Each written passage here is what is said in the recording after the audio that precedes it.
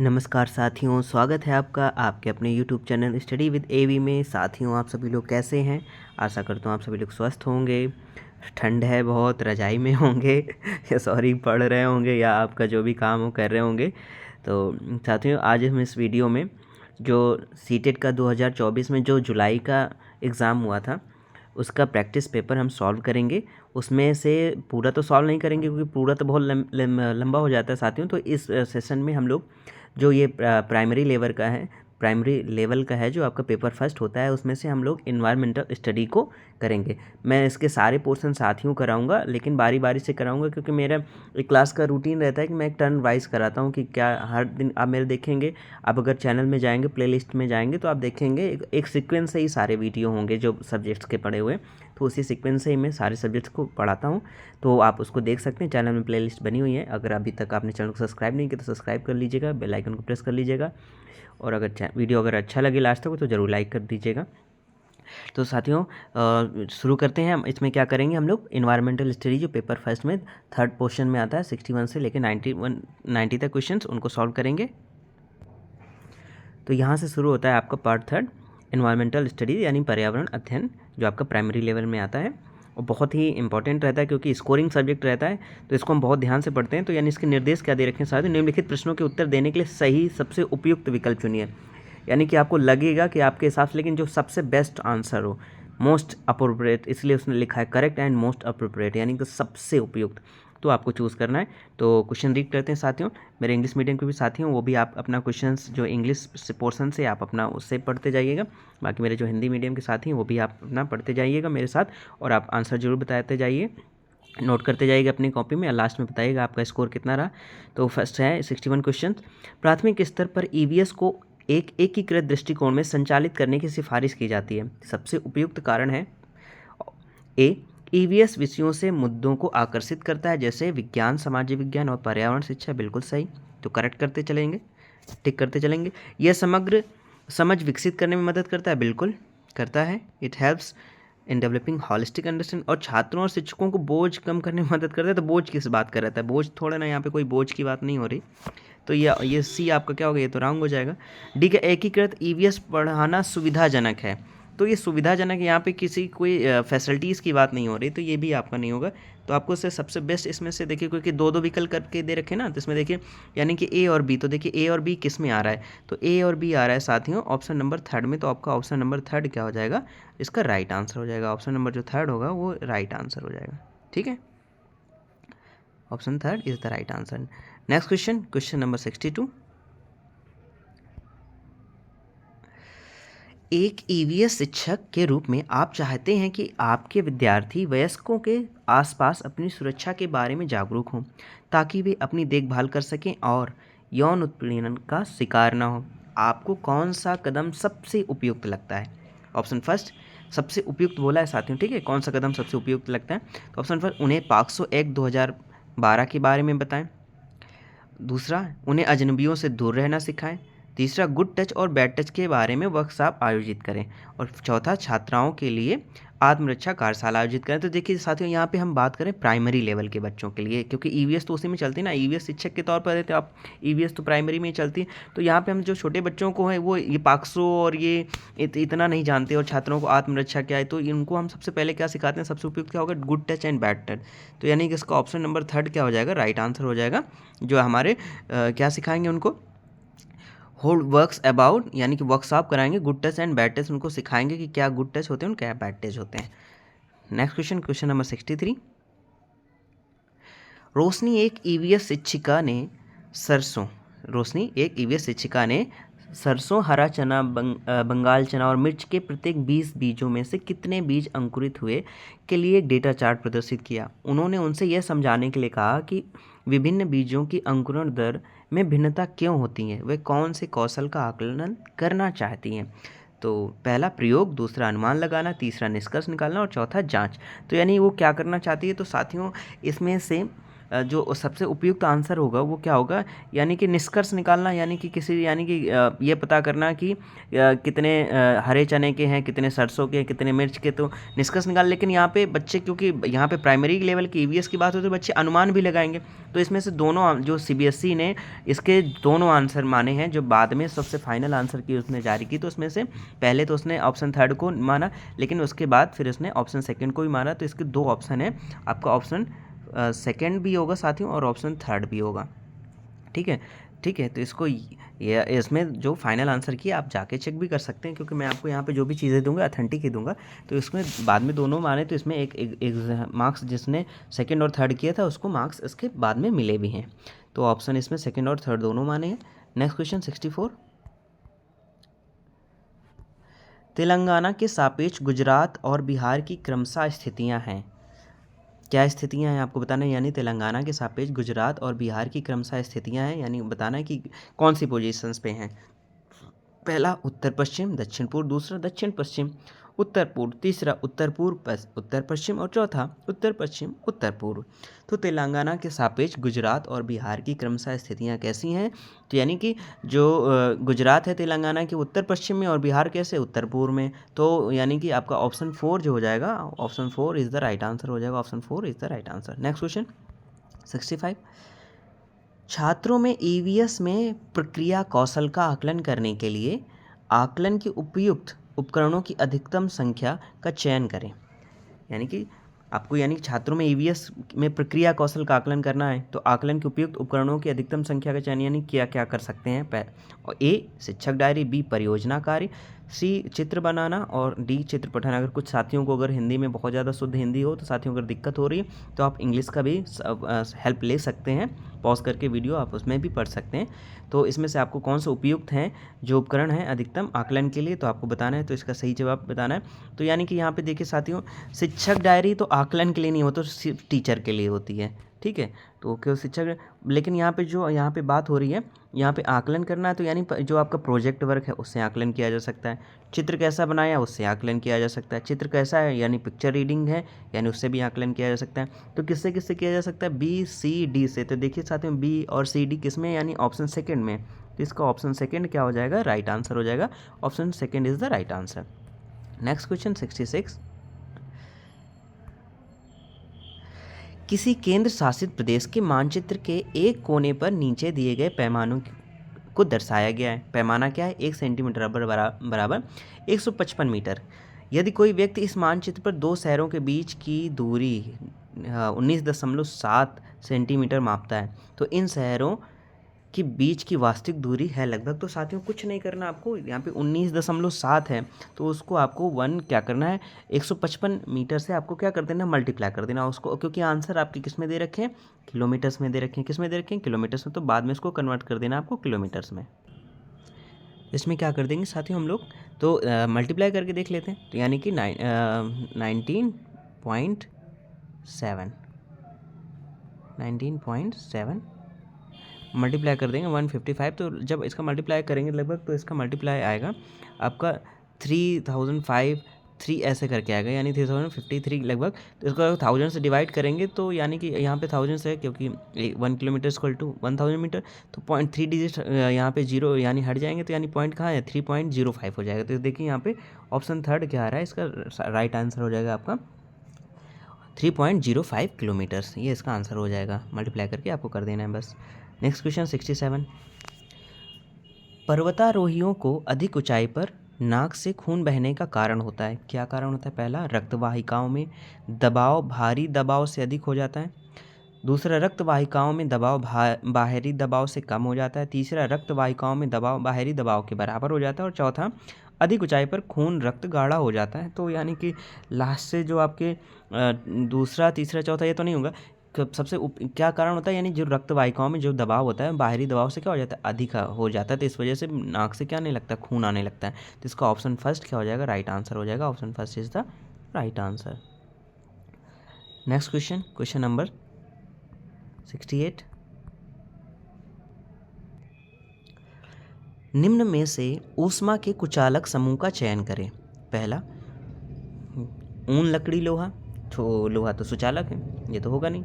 दूसरा हवा जल तांबा, तो जल भी है आपका, ठीक है, जल में भी तो ऊष्मा का सुचालक है। तीसरा हवा ऊन एल्युमिनियम, तो एल्युमिनियम भी है। और यहाँ पे चौथा क्या, ऊन प्लास्टिक लकड़ी, तो ये तीनों क्या है कुचालक, तो ऑप्शन 4 ही क्या हो जाएगा आपका राइट आंसर हो जाएगा, ठीक है। ऑप्शन 4 क्या हो जाएगा राइट आंसर, क्योंकि यही कुचालक है, बाकी सब में एक एक क्या है, यानी इसमें पहले में लोहा है, दूसरे में जल और तीसरे में एल्युमिनियम, सभी क्या सुचालक हैं ऊष्मा के। Next question 69। पहले दिन से 10वें दिन तक बीज किस प्रकार अंकुरण में आते हैं, लिखिए। रीता ने अंकुरण का पाठ पढ़ाने से पहले अपने विद्यार्थियों को यह कार्य दिया, यानी पहले पाठ पढ़ाने के पहले काम दे दिया। वह अपने छात्रों की कौन सी क्षमता का आकलन करने की कोशिश कर रही है। ए, चित्र बनाएं और प्रस्तुत करें। बी, अनुमान करें कि अंकुरित बीज कैसे दिखेंगे। सी, निरीक्षण करें और रिकॉर्ड करें। डी, दी गई क्रियाकलाप से निष्कर्ष निकालें। तो यानी कि वो क्या जानना चाह रही है, किस क्षमता का आकलन करना चाह रही है साथियों, तो आपको बताना है किस। तो यानी चित्र बनाएं और प्रस्तुत करें, तो चित्र बनाने का तो उद्देश्य नहीं है यहाँ पे, क्योंकि यहाँ पे ईवीएस की चैप्टर यानी कि वो कोई क्या पता नहीं, यानी कि बच्चे कितना जानते हैं और क्या जानते हैं बीज के बारे में, अंकुरण के बारे में। तो पहला तो नहीं होगा आपका, तो अब फर्स्ट तो नहीं होगा। अनुमान करें और अंकुरित बीज कैसे दिखेंगे, हाँ बिल्कुल ये हो जाएगा आपका। और उसके बाद क्या, निरीक्षण करें और रिकॉर्ड करें, हाँ निरीक्षण यानी बच्चे उसको देखेंगे, देखा होगा और उसको क्या करना है, रिकॉर्ड, ये पहले दिन कैसे हो, दूसरे दिन कैसे, क्या फ़र्क आएगा। और फिर क्या, दी गई क्रियाकलाप से निष्कर्ष निकालें, हाँ ये भी होगा। तो बी, सी और डी, यानी कि तो किसमें आप क्या आ रहे हैं, ऑप्शन 3 में आ रहे हैं, तो ऑप्शन 3 क्या हो जाएगा राइट आंसर हो जाएगा। Next question, question number 70। पौधों की एक प्रजाति यक्ष है जो बहुत अधिक संख्या में पैदा होती है, लेकिन पूरे विश्व में भारत के वायी भाग में ही पाई जाती है। यह किस प्रकार की प्रजाति है, तो आपको बताना है किस प्रकार की प्रजाति है। पहला प्रचुर यानी एबंडेंट यानी भरपूर मात्रा में। दूसरा विदेशी एक्सोटिक। थर्ड स्थानिक एंडेमिक। और फोर्थ क्या, विलुप्त होने की कगार पर। 4 यानी इंडेंजर्ड। तो ये आपसे पूछा है, तो यानी इंडेंजर्ड तो नहीं होगी, क्योंकि प्रचुर मात्रा में उसने बोला है ना कि एक भाग में, इसमें वायु भाग में ही पाई जाती है, और ये तो पाई जाती है यानी ख़त्म होने के तो है नहीं वो, ठीक है। तो विलुप्त होने की कगार पर, तो ये तो नहीं होगा। तो और प्रचुर तो है नहीं, क्योंकि अगर प्रचुर होता तो पूरे भारत में पाया जाए। विदेशी भी नहीं, क्योंकि ये यहाँ पे हो रही है हमारे देश में, तो यानी स्थानिक ही हो जाएगी, तो यानी एंडेमिक हो जाएगी। तो ऑप्शन 3 क्या हो जाएगा राइट आंसर हो जाएगा इसका। Next question 71। ईवीएस में पर्यावरण अर्थात क्या है, ये आपको बताना है। ए, मानव निर्मित पर्यावरण। बी, प्राकृतिक पर्यावरण। सी, सामाजिक पर्यावरण। और डी, सांस्कृतिक पर्यावरण। तो यानी ईवीएस में क्या क्या मतलब क्या मतलब रहता है उसका, और क्या उद्देश्य रहता है ईवीएस पढ़ाने का, सिखाने का क्या मतलब रहता है, तो ये आपको बताना है। तो साथियों क्या रहता है, मानवीय निर्मित पर्यावरण है, बिल्कुल ये तो रहता ही है। मैन मेड एनवायरनमेंट है, क्योंकि उसमें ये भी पढ़ाते हैं, नेचुरल भी पढ़ाते हैं, मैन मेड भी पढ़ाते हैं। प्राकृतिक पर्यावरण जी बी भी है, क्योंकि इसमें बहुत सारे ऑप्शन है ना, तो साथियों इसमें आपको बताना है, तो बी भी होगा, प्राकृतिक पर्यावरण भी होगा आपका। उसके बाद सामाजिक पर्यावरण भी होगा, सांस्कृतिक पर्यावरण, तो सभी होंगे। तो ऑप्शन 4 क्या हो जाएगा, सभी इसी में है, option 4 A B C D, तो option 4 is the right answer हो जाएगा। Next question 72। साथियों कैसा लग रहा है आपको वीडियो, ज़रूर बताइएगा कमेंट बॉक्स में। अब तो आपने इतने सारे क्वेश्चंस देख चुके हैं, तो आपको लग रहा होगा कि क्या मैं आपके लिए अच्छी चीज़ लेकर आया हूँ या नहीं। तो अगर अच्छी चीज़ लेकर आया हूँ तो लाइक कर दीजिएगा। लाइक करने में साथियों कुछ नहीं जाता, मोटिवेशन ही मिलता है आपके लोगों के, हाँ कितने लोगों को अच्छा लग रहा है, पसंद आ रहा है, उनके काम की चीज़ है कि नहीं, कि मैं ऐसी मेरी मेहनत जाया जा रही है। तो अगर अच्छी लगे तो लाइक कर दीजिएगा, और अगर अभी तक चैनल को सब्सक्राइब नहीं किया साथियों, अगर प्रिपरेशंस आप कर रहे हैं तो सब्सक्राइब कर लीजिए। यहाँ नॉलेज ही मिलेगा, मैं फालतू की चीज़ कुछ भी 1% नहीं इधर उधर की बातें करता, सिर्फ आप एग्ज़ाम रिलेटेड बातें और आपको प्रैक्टिस ही कराता हूँ। तो अच्छा लगे तो लाइक कर दीजिएगा, सब्सक्राइब कर लीजिए चैनल, और आपके दोस्त भी वगैरह अगर प्रिपरेशंस कर रहे हैं तो उनके साथ भी शेयर कर लीजिएगा। और दूसरे भी सब्जेक्ट्स की अगर आप प्रिपरेशंस कर रहे हैं सीटेट के, तो साथियों चैनल में प्लेलिस्ट बनी हुई, वहाँ जाकर आप सारे वीडियो देख सकते हैं। सभी आपको वहाँ पे अच्छे वीडियो ही मिलेंगे जो आपको नॉलेज ही बढ़ाएंगे और आपको एग्ज़ाम्स में सफलता दिलाएंगे। तो 72 क्वेश्चंस पे आते हैं। हाथियों के विषय में वह कथन चुनिए जो सही नहीं है। पहला, हथनियाँ झुंडों में रहती हैं। दूसरा, एक झुंड में 20 से 25 हथनियाँ और उनके बच्चे होते हैं। थर्ड, हाथी 14 से 15 वर्ष की आयु तक ही झुंड में रहते हैं। चौथा, 15 वर्ष से अधिक आयु के हाथी झुंड छोड़ देते हैं और अकेले ही रहते हैं। इसमें नहीं पूछा है साथियों, 3 है, एक नहीं है, तो आपको इसमें से बताना है कि कौन सा नहीं होगा। तो हथनियाँ झुंडों में रहती हैं, बिल्कुल सही बात है, झुंडों में रहती हैं क्योंकि अपने बच्चों की सेफ्टी के लिए, तो पहला तो सही होगा। एक झुंड में 20 से 25 हथनियाँ और उनके बच्चे रहते, 20 से 25 नहीं रहते, झुंडों में रहती है लेकिन इतनी ज़्यादा संख्या नहीं रहती है इनकी, तो ये तो नहीं होगा आपका। 4 से 5 इतने झुंड में रहते हैं। उसके बाद तीसरा क्या, हाथी 14 से 15 वर्ष की आयु तक झुंड में ही रहते हैं। हाँ बिल्कुल सही बात है, झुंड में ही रहते हैं। और 15 वर्ष से अधिक आयु के हाथी झुंड छोड़ देते हैं और अकेले ही रहते हैं। हाँ 15 वर्ष से तो उसके बाद झुंड छोड़ देते हैं क्योंकि मैच्योर हो जाते हैं, छोड़ देते हैं, तो ये भी सही होगा। तो इसमें से कौन सा आपका गलत है, यानी सेकंड गलत है। तो यानी एक झुंड में 20 से 25 हथिनियाँ और उनके बच्चे होते हैं, तो आपका ऑप्शन सेकंड क्या हो जाएगा, इनकरेक्ट होगा। ये इसका आंसर हो जाएगा क्योंकि इसमें से आपसे इनकरेक्ट ही पूछा था, गलत ही पूछा था कि इसमें कौन सा नहीं होगा।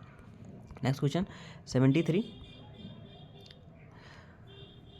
ईवीएस कक्षाओं में मानचित्र पठन गतिविधि छात्रों में कुछ योग्यताओं और कौशलों का विकास करता है। वे हैं, ए स्थानों की सापेक्ष स्थिति को समझना, बी स्थानों की दिशाओं को समझना, सी प्रतीकों और पैमाने को समझना, डी पैमाने के नक्शे के अनुसार सटीक रूप से आरेखन। तो ईवीएस कक्षाओं में मानचित्र पठन गतिविधि छात्रों में कुछ योग्यताओं और कौशलों का विकास करता है। तो वे कौन कौन से आपको हो, तो इसमें से आपको बताना है तो कौन से होंगे। तो यानी कि क्या होगा साथियों इसमें, तो इसमें से देखिए ऑप्शन पहले देख लेते हैं। मैक्सिमम यानी कि ए बी सी, यानी मैक्सिमम 3 हो सकते हैं, तो देखते हैं 3 है कि 2 हैं, लास्ट में चौथे में बी और सी है, तो देखते हैं कौन सा है, तो पढ़ के देखते हैं। तो ईवीएस कक्षाओं में मानचित्र पठन गतिविधि छात्रों में कुछ योग्यता और कौशलों का विकास करता है, तो वे कौन से हैं, तो यानी स्थानों की सापेक्ष स्थिति को समझना, बिल्कुल सही। स्थानों की दिशाओं को समझना, ये भी बिल्कुल सही होगा। उसके बाद आपका क्या कह रहा है, प्रतीकों और पैमाने को समझना। तो प्रतीक और पैमाने तो हम लोग समझते ही हैं साथियों, बिल्कुल सही जवाब है। तो प्रतीक और पैमाने को समझना हो जाएगा आपका ए, बी और सी, यानी तीनों।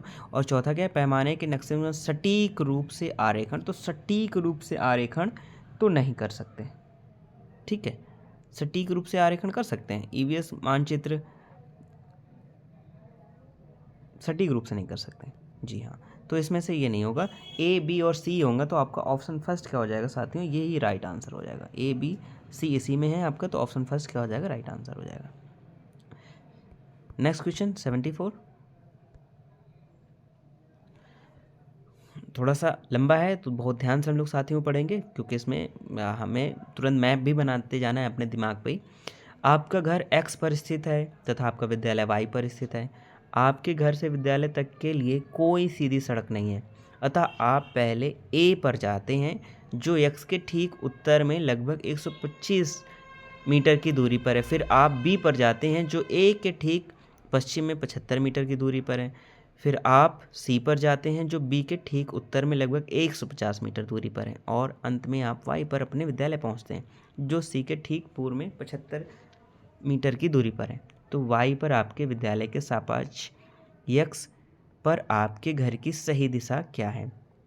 तो पहला ठीक उत्तर है, दूसरा ठीक दक्षिण है, तीसरा उत्तर पश्चिम और चौथा दक्षिण पूर्व है। तो आपको बताना है साथियों कौन सा होगा इसमें। तो इसका आरेख बना लेते हैं साथियों हम लोग, आप भी मेरे साथ रफ में बना सकते हैं इसको। तो यानी कि सबसे पहले हम क्या करते हैं इसको, यानी हम लोगों ने ये तो हमें पता ही है कि यहाँ पे ऊपर सबसे क्या होता है, नॉर्थ होता है, नीचे साउथ होता है, इधर ईस्ट होता है, इधर वेस्ट होता है, ये तो पढ़ा है ना हम लोगों ने, ठीक है। उसके बाद तो इसी हिसाब से हम एक बना लेते हैं ऐसे फिगर, यहाँ से हो जाएगा आपका, यहाँ बना लेते हैं, इस तरह से बना लीजिए, मान लीजिए, ठीक है। यहाँ पे उसने कहा है कि एक सीधी सड़क पर नहीं है, तो मान लीजिए यहाँ पर वो यक्स है, ठीक, यहाँ से यक्स से वो सीधे नहीं जाता, तो उसने क्या कहा है, तो अतः आप पहले ए पर जाते हैं जो एक्स के ठीक उत्तर में, तो ए ठीक यानी कि ए इधर होगा, उत्तर दिशा ये तो है हमारी। फिर उसके बाद यानी यहाँ पे क्योंकि हमें इसको आंसर नंबर्स में नहीं चाहिए, हमें केवल दिशा में चाहिए, तो हम दिशा के हिसाब से चलते जाएंगे। 125 मीटर की दूरी पर है। फिर आप बी पर जाते हैं जो ए के ठीक पश्चिम है, तो पश्चिम दिशा हमारी किधर है साथियों, यानी पश्चिम दिशा इस तरफ है, तो इधर पे गए हम। फिर उसके बाद यहाँ पे हम आ गए बी पे आ गए। फिर उसके बाद बी से कहाँ जाना है, मैं सी पर। फिर आप सी पर जाते हैं जो बी के ठीक उत्तर में, तो ठीक उत्तर यानी ऐसे ऊपर दिशा में जाएंगे, ऊपर गए, तो यहाँ पे हम आ गए सी पर आ गए। फिर सी पर आने के बाद उसने क्या कहा है, फिर 150 मीटर दूरी पर हैं और आप अंत में वाई पर अपने विद्यालय पर पहुँचते हैं जो सी के ठीक पूर्व में है। तो पूर्व दिशा कहाँ होगी साथियों, ये, यानी यहाँ पर आ गए आप वाई पर आ गए, यहाँ पे 75 मीटर की दूरी पर तय करके। तो यानी कह रहा है कि अब बताइए y पर आपके विद्यालय के सापेक्ष x पर आपके घर की सही दिशा क्या है। तो देखिए अगर y से आप खड़े होकर देखेंगे तो आपका घर किस दिशा में दिखेगा ये आपको बताना है। तो मैंने आपको पहले बताया था ये नॉर्थ, ये साउथ, ये ईस्ट और ये वेस्ट। तो यहाँ से आप देखेंगे खड़े होकर y से यहाँ से देखेंगे तो आपका घर किस दिशा में दिखेगा, आपको साउथ दिशा में दिखेगा ना, ठीक दक्षिण में दिखेगा। तो ठीक दक्षिण किस में है, ऑप्शन सेकंड में है। तो किस में है साथियों, ऑप्शन सेकंड क्या हो जाएगा आपका राइट आंसर हो जाएगा, सेकंड राइट आंसर हो जाएगा। Next question 75। सलीम और राजू स्कूल जाने वाले बच्चे हैं। सलीम को तला हुआ खाना और मैदा से बने उत्पाद बहुत पसंद है।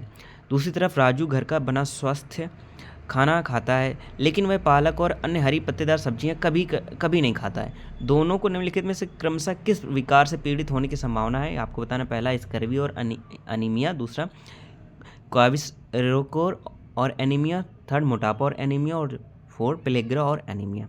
तो यानी कि उनको क्या हो सकती है ये आपको बताना है, कौन सी बीमारी हो सकती है साथियों। यानी एक बहुत तला हुआ खाना खाता है मैदा बाहर का, और लेकिन एक घर का खाना खाता है, लेकिन वो हरी सब्जियां और पत्तेदार सब्जियां नहीं खाता। तो हरी सब्जी और पालक इनमें क्या होता है आपका आयरन होता है, और आयरन की कमी से क्या हो जाता है आपका एनीमिया हो जाता है।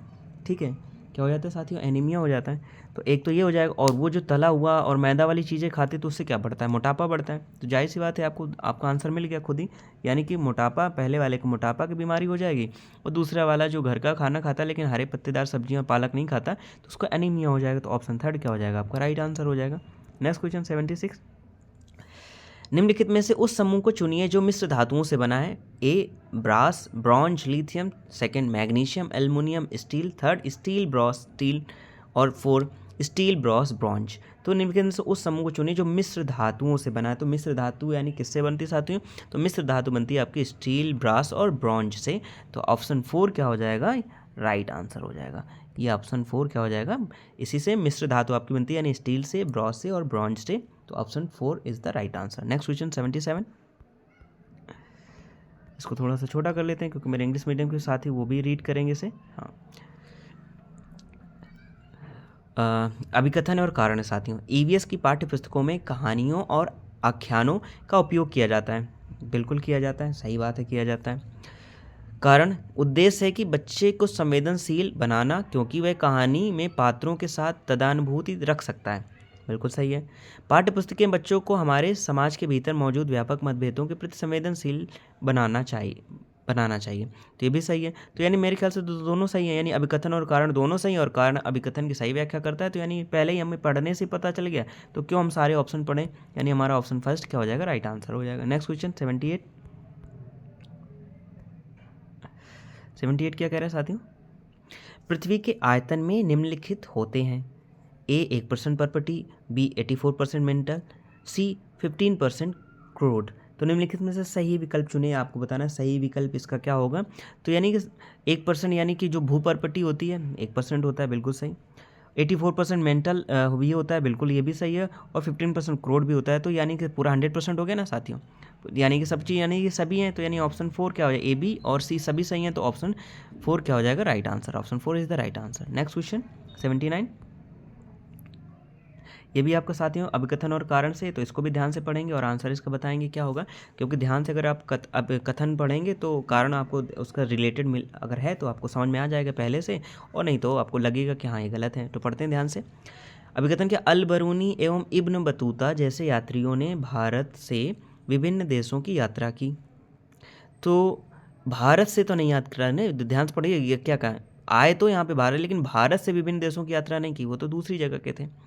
तो अल बरूनी व इब्न बतूता जैसे यात्रियों ने भारत से विभिन्न देशों की यात्रा की। तो ये तो मेरे ख्याल से साथियों पहले ही गलत हो गया। ठीक है, तो इसको क्रॉस कर दिया हम लोगों ने। देखते हैं, यात्राओं से लोगों को एक दूसरे के विचारों को जानने का अवसर मिलता है, ये तो सही है। ठीक है, लेकिन इसका अल बरूनी और इब्न बतूता से कोई लेना देना नहीं है। तो कारण तो मैच नहीं कर रहा कथन से, और कथन पहले ही गलत हो गया। तो इसमें देखते कौन सा ऑप्शन है। पहला, दोनों ए और आर सही है, ये है, और आर ए की सही व्याख्या। दूसरा, दोनों ए और आर सही है, आर ए किस व्याख्या नहीं करता है। और थर्ड क्या, ए सही है किंतु आर गलत है। तो ए तो गलत है। तो चौथा क्या, ए गलत है किंतु आर सही। तो यही इसका चौथा क्या ऑप्शन हो जाएगा राइट आंसर हो जाएगा, option 4 is the right answer. Next question 80। एक ईवीएस शिक्षिका अपने छात्रों से कल्पना करने और उत्तर देने के लिए कहती है, क्या होता है अगर पृथ्वी से सभी पक्षियों को एक साथ मार दिया जाता है? ऐसे प्रश्न हैं। तो क्या कहती है, एक ईवीएस शिक्षिका अपने छात्रों से कल्पना करने के लिए कहती है, इमेजिनेशन के लिए कहती है, और उत्तर देने के लिए कहती है कि अगर सब पक्षियों को क्या कर दिया, मार दिया जाए तो क्या होगा। तो ये कैसा प्रश्न है? तो ये आपको बताना है, पहला अभिसारी प्रश्न, दूसरा काल्पनिक प्रश्न, तीसरा अपसारी प्रश्न, चौथा दार्शनिक प्रश्न। तो ये क्या है, अभिसारी कन्वर्जेंट नहीं हो सकता है। कन्वर्जेंट का मतलब जिसमें एक ही आंसर आए, तो ये तो नहीं होगा। काल्पनिक प्रश्न, क्योंकि प्रश्न तो काल्पनिक नहीं है, ये तो एक दिया जा रहा है एक। तो और थर्ड क्या, अपसारी यानी डाइवर्जेंट क्वेश्चन, यानी कि इसके बहुत सारे अनुमान लगा के आंसर दिए जा सकते हैं। दार्शनिक प्रश्न यानी फिलोसफिकल तो बिल्कुल नहीं है। तो आपका ऑप्शन थर्ड ही क्या हो जाएगा, आपका डाइवर्जेंट क्वेश्चंस, यही अपसारी प्रश्न जो होगा यही आपका सही जवाब होगा। Option third is the right answer. Next question 81,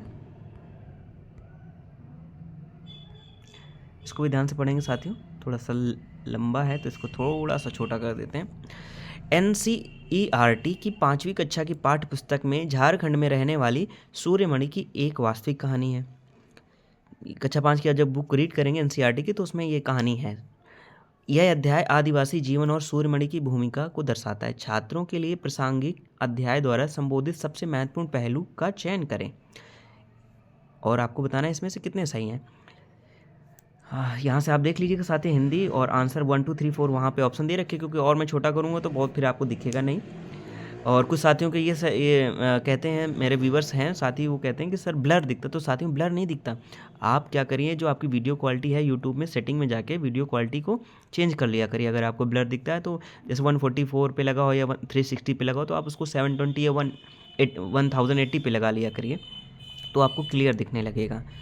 तो इसको पढ़ते हैं। तो पहला क्या है, ए जनजातीय समुदायों के बारे में लोकप्रिय धारणाएं और पूर्वाग्रह, बी वनवासियों समुदाय और उनके पास रहने वाले जंगलों के बीच घनिष्ठ संबंध, सी लड़कियों की शिक्षा कैसे उनके जीवन को बदलती है, डी जनजातीय आदिवासियों द्वारा उपयोग किए जाने वाले वन उत्पाद। तो यानी कि इसमें से छात्रों के लिए प्रासंगिक अध्याय द्वारा संबोधित सबसे महत्वपूर्ण पहलू का चयन करें, यानी जो सबसे उपयुक्त है, यानी कि ये चैप्टर देने का, सूर्यमंडली की कहानी पढ़ाने का, NCERT जो आपकी EVS की बुक है कक्षा 5 में, उसका क्या उद्देश्य है। तो यानी कि क्या उद्देश्य देना चाहते हैं, तो आपको बताना है। तो जनजातीय समूहों के बारे में लोकप्रिय धारणा और पूर्वाग्रह, तो ये तो इस नहीं होगा, द पूर्वाग्रह और धारणाएं ये पढ़ाने का कोई उद्देश्य नहीं है। दूसरा क्या है, पढ़ते हैं वनवासियों, तो इसको क्रॉस कर दिया हम लोगों ने। फिर उसके बाद क्या है, दूसरा पढ़ते हैं वनवासियों समुदाय और उनके पास रहने वाले जंगलों के बीच घनिष्ठ संबंध। हाँ, ये दिखाना कि हाँ जो वनवासी हैं और जंगलों के बीच में बहुत ही घनिष्ठ संबंध है, जंगलों के बगैर वनवासी नहीं रह सकते। सी क्या, लड़कियों की शिक्षा कैसे उनके जीवन को बदलती है। कहाँ, क्योंकि सूर्यमणि को पढ़ा, फिर वो बाहर निकल के आई, उसके बारे में पूरी स्टोरी है, यानी कि उसकी मतलब शिक्षा ने उसके जीवन को बदला। डी क्या है, जनजातीय आदिवासियों द्वारा उपयोग किए जाने वाले वन उत्पाद, यानी कि आदिवासी क्या वन उत्पाद यूज़ करते हैं और कैसे आप उनको बेच के या जैसे भी अपना जीवन निर्वाह करते हैं उसके बारे में बताया गया। तो यानी बी और सी डी हैं, तो यानी ऑप्शन कौन सा सही हो जाएगा, बी सी डी किस में साथियों, आपका ऑप्शन सेकेंड में, तो यही इसका राइट आंसर हो जाएगा, B C and D. Next question 82,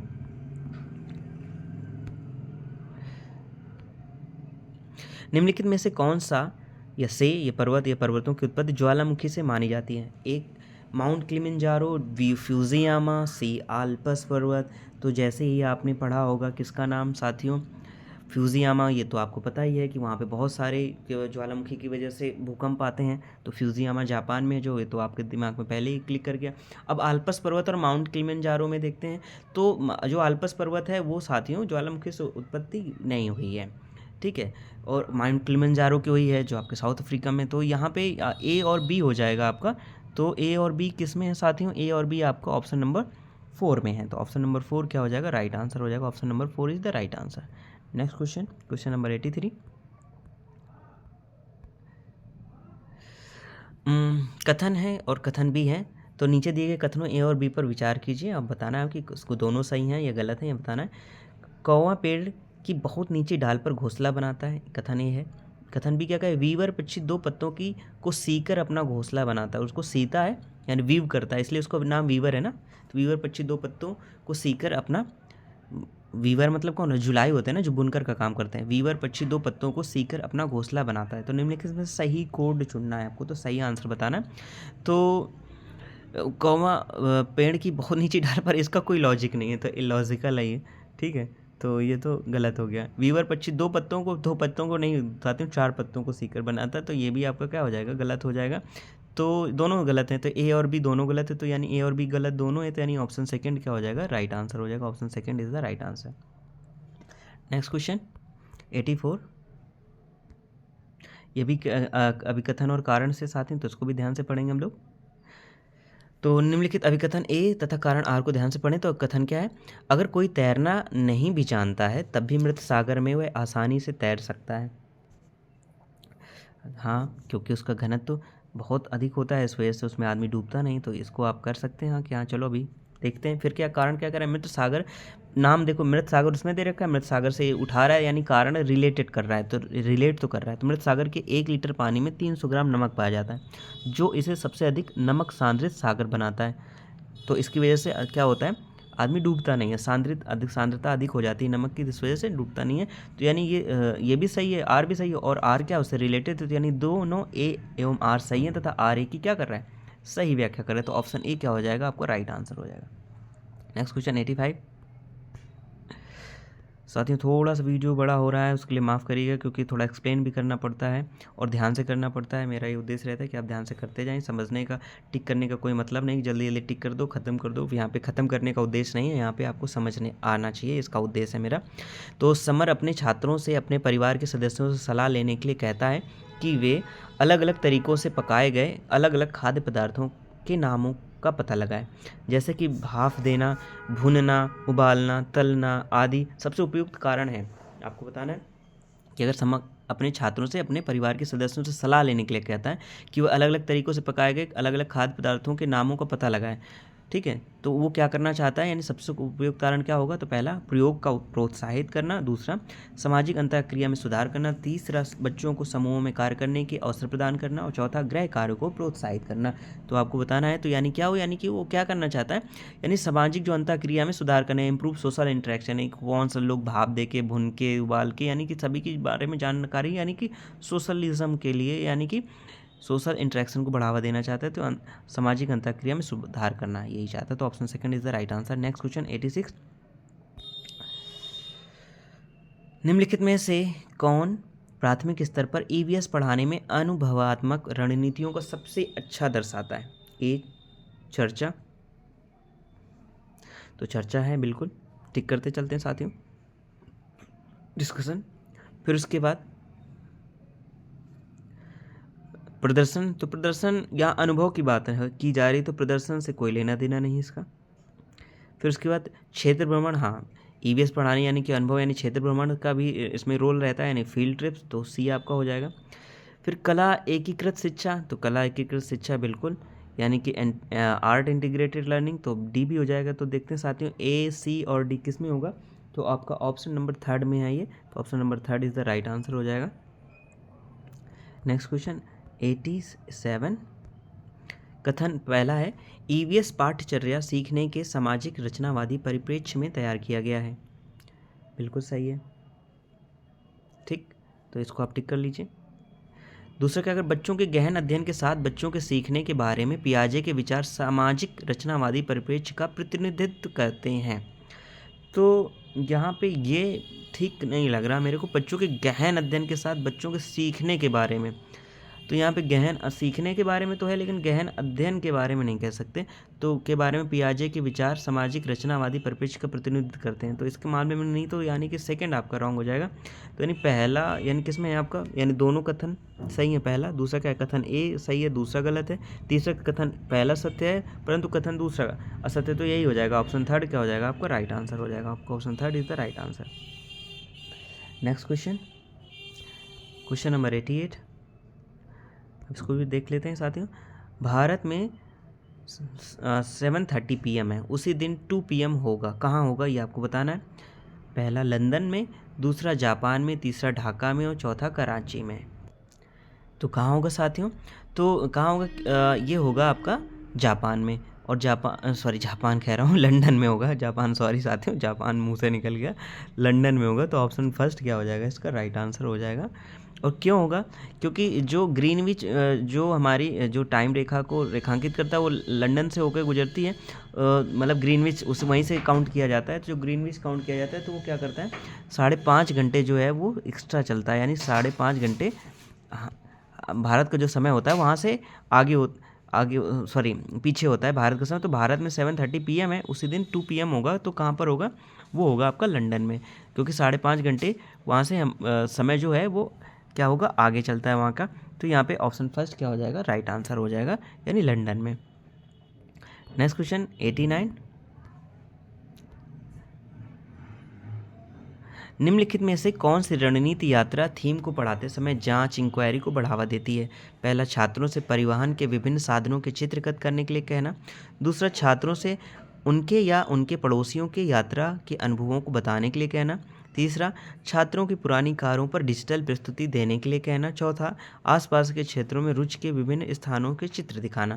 तो निम्नलिखित में से कौन सी रणनीति यात्रा थीम को पढ़ाते समय जांच इंक्वायरी को बढ़ावा देती है? तो साथियों कौन सी देती है, तो देती है छात्रों से उनके या उनके पड़ोसियों की यात्रा के अनुभवों को बताने के लिए कहना। तो यही तो है। तो ऑप्शन सेकंड क्या हो जाएगा, राइट आंसर हो जाएगा। Option second is the right answer. तो साथियों आपको वीडियो कैसा लग रहा है ज़रूर बताइएगा। अगर अच्छा लग रहा हो तो लाइक कर दीजिएगा। चैनल को सब्सक्राइब नहीं किया तो सब्सक्राइब करके बेल आइकन को प्रेस कर लीजिएगा और अपने दोस्तों के साथ भी शेयर कर लीजिएगा जो प्रिपरेशंस करने वाले हैं। तो आज के अंतिम प्रश्न पर आते हैं, प्रश्न नंबर 90, जो हमारा EVS का लास्ट क्वेश्चन है। EVS पढ़ाते समय एक शिक्षक निम्नलिखित विधियों का पालन करता है: सोचो, जोड़ो, साझा करो, पारस्परिक सहपाठी ट्यूशन जिज्ञासा, रणनीति सहपाठी पुनरीक्षण। ये उदाहरण है किसके? पहला, सहपाठी समूह द्वारा सीखना। दूसरा, रचनात्मक उपागम। तीसरा, उपदेशात्मक उपागम। और चौथा, आगमनात्मक उपागम। तो EVS पढ़ाते समय एक शिक्षक निम्नलिखित विधियों का पालन करता है: सोचो, जोड़ो बताता है, साझा करो, पारस्परिक सहपाठी ट्यूशन जिज्ञासा, रणनीति सहपाठी पुनरीक्षण। तो ये किसके उदाहरण है साथियों? तो ये सहपाठी समूह द्वारा सीखना, बिल्कुल ये हो जाएगा आपका। और इसमें से CBSE ने 2 इसके आंसर माने, बाद में एक और इसको माना है। तो रचनात्मक उपागम में भी माना है, पहले माना था सेकंड को ही ऑप्शन, फिर उसके बाद उसने फर्स्ट को ही माना। तो इसके दोनों ऑप्शन, अगर आपको ये क्वेश्चन दोबारा रिपीटेड मिले तो आप इसमें से कंफ्यूज मत होइएगा। अगर पहली बात तो ऐसे क्वेश्चन रिपीट नहीं करता, लेकिन बाई चांस ऐसे तो हो सकता है इसका ऑप्शन ही हटा दे। तो आप याद रखिएगा, अगर सहपाठी समूह द्वारा सीखना केवल मिले तो इसको टिक करिएगा, और अगर केवल रचनात्मक उपागम मिले तो इसको टिक करिएगा। तो ये आप यहाँ पे ऑप्शन फर्स्ट एंड सेकंड दोनों हो जाएंगे। तो साथियों आपको कैसा लगा जरूर बताइएगा, साथ में अपना स्कोर भी बताइएगा कमेंट बॉक्स में ना। आप सर जरूर बताइएगा साथियों, मोटिवेशन मिलता है बस, और कुछ नहीं। तो वीडियो क्लास तक बने रहने के लिए थैंक यू सो मच।